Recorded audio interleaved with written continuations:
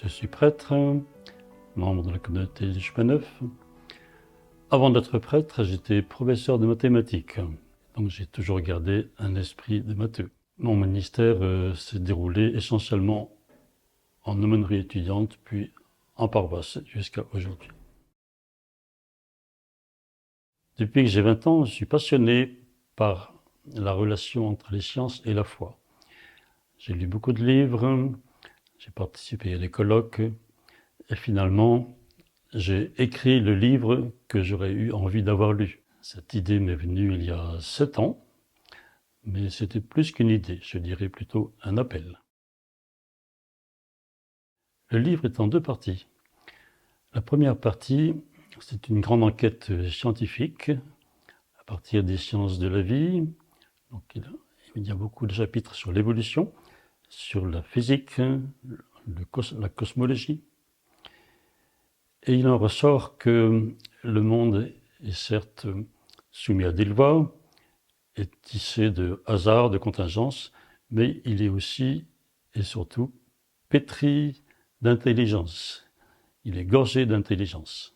On peut trouver, je ne dirais pas des preuves, mais beaucoup d'indices forts qu'il y a une raison explicative de ce monde. Il y a plus que la matière. Il y a quelque chose de plus, quelque chose ou quelqu'un. C'est 2 réponses très différentes, parce qu'aujourd'hui, il y a beaucoup de gens qui, plutôt que le Dieu des chrétiens, envisagent un absolu, mais qui serait impersonnel.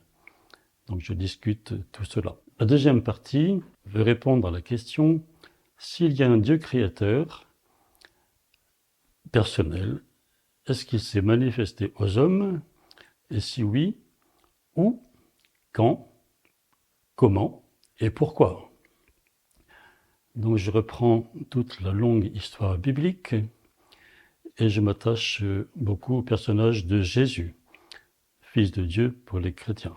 Et finalement, il apparaît que entre le Dieu qu'envisagent les sciences ou la philosophie et le Dieu des chrétiens, il y a certes des correspondances, mais il y a aussi une énorme distance. Parce que les chrétiens croient en un Dieu créateur, mais aussi un Dieu crucifié. Le livre s'adresse à des gens qui savent l'importance des sciences, mais les connaissent peut-être mal. C'est pour ça qu'il a une dimension didactique importante, et donc beaucoup de pages. C'est un livre pour des gens qui sont en recherche, croyants ou pas d'ailleurs. Et le livre ne s'efforce pas de leur démontrer des choses, mais de les aider à penser par eux-mêmes.